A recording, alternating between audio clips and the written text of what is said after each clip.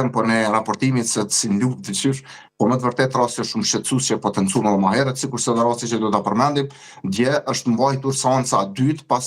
pardjeshit që është mbajtur seanca e parë fillestare ndaj falni të akuzuarit Argjend Kastrati, i cili dje ka marrë vendim, ndaj të cilit gjykata ka marrë dje vendim 4 vite burgim ndaj Argjend Kastratit, policit i cili ka shkaktuar aksidentin me fatalitet ndaj zona Xhevukaj, e cila humbi jetën pas trajtimit në QKUK, ku nuk arriti për me imbjetu plagë. Në seancën fillestare, përfaqësuesi i familjes Xhevukaj, Milot Nexiraj, e ka bërë të ditur një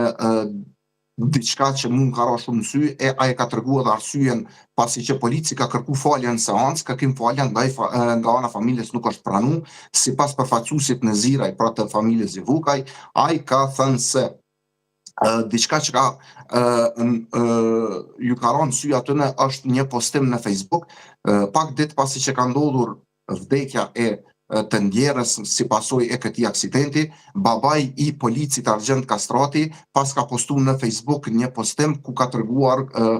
ato emocione të gëzimit të tij se është bërë gjysh, dhe kjo është potencuar edhe në gjykatë nga ana e përfaqësuesit Milot Nexiraj, dhe kjo është bërë shkak se ata nuk e kanë pranuar edhe kërkim falje, për arsye se ata sipas Nexirajt nuk janë përmbajtur në gëzimin e tyre, duke ditur se çfarë ka shkaktuar sipas tij djali i tyre, në këtë rast Argjendi apo polici i cili ka goditur për vdekje zona Xhevukaj. Mirë, faleminderit për gjitha këto informacione, Valdren.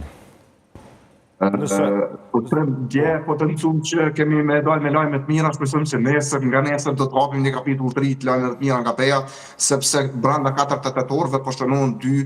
vdekje të rinjeve në aksident. Nuk kemi ndorë as unë as ti, fatkeqësisht që të sjellim gjëra të mira, sepse kur kemi aksident, sidomos në fatalitet, detyrohemi që të sjellim informacionet të para, normalisht, por nëse ka informacion gjatë të emisionit deri në ora 9:55, lutem na lajmërohesh nëse ka informacione rreth këtij aksidenti që pas ka ndodhur në komunën e Pejës. Patjetër do të ju mbajmë të informuar dhe ne do të bëjmë përpjekje që pas kësaj lidhje që të kërkojmë edhe nga policia detaje rreth rastit. Mirë, faleminderit shumë, dëgjohemi.